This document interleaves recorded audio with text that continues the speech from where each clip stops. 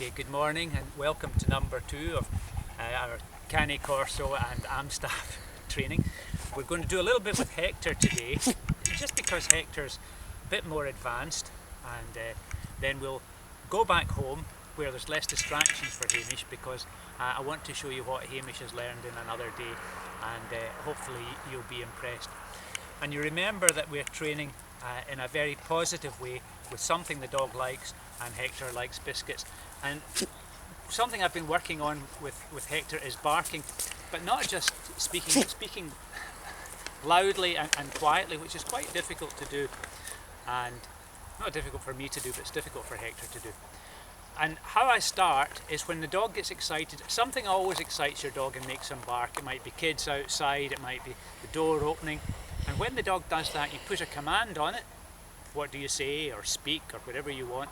You can also have a hand signal, and if the dog responds positively, you give him the biscuit. If he doesn't do anything, you get a little bit more excited and you try it next time until he gets it. So for Hector, his hand signal could be like this. Okay, and then he gets a biscuit. You don't always need to give a biscuit, but it's good when you're starting out to keep things positive for the dog. Now, I'm trying to get Hector to speak a bit more softly, and that's a little bit harder. Speak softly, softly, softly.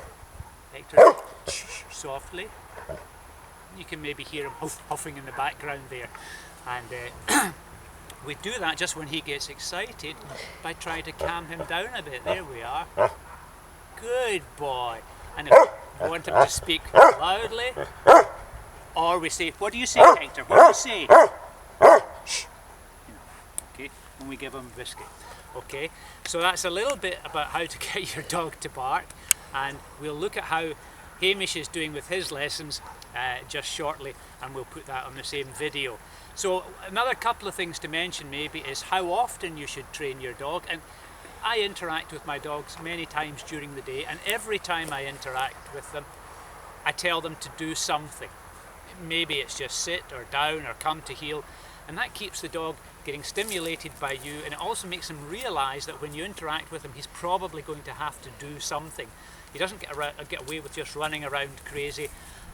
People have said to me, but a dog needs to behave like a dog. He needs to go and sniff stuff and chase cats. Well, I have my dog to interact with me. He can interact with Hamish, he can chase the ball, he has a lot of fun, but he doesn't need to be allowed bad behaviour at any time.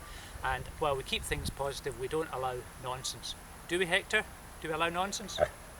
Do we? No, we don't. Okay, thanks.